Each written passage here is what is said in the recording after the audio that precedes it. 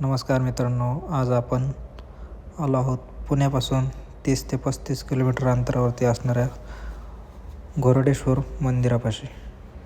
एक छान ट्रेक असा. गाइस करा ना आगे. या हाय गाइस, हे घोरडेश्वर खूपच देवस्थान एका टेकडीवर आहे. खूप छान टेकडीवरती. छान. आणखीन पोहोचलो नाही. हां, इथं येता येता कळालं खूप उंच आहे. काही लोक म्हणले होते छोटी टेकडी, पण आज कळालं काय विषय. रील बघून आलतो रील. हा, रील बघून आलतो आम्ही. प्लॅन मास्टर आहे. ह्याला खूपच जोर आलता घोराडेश्वर मंदिरावर जाण्याचा. मला नव्हता.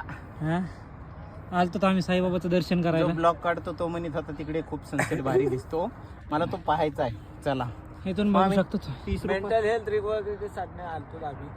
इथं येता येता आमची हेल्थ खराब झाली. आता आम्हाला डॉक्टरची आवश्यकता आहे.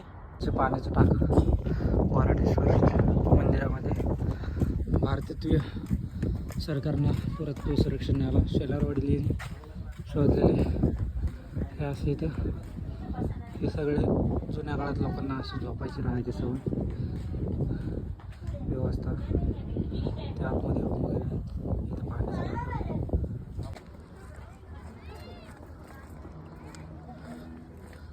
हा, इथून वर जायचं ब्रो.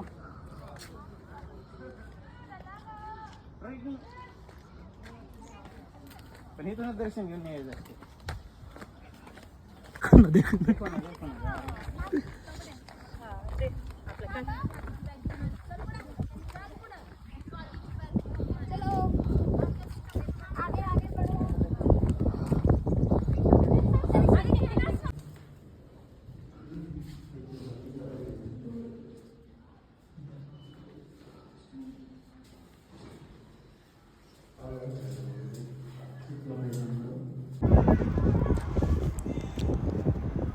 जीवनात कितीही मोठं झालं तरी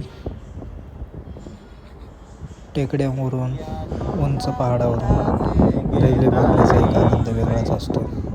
असं बघा.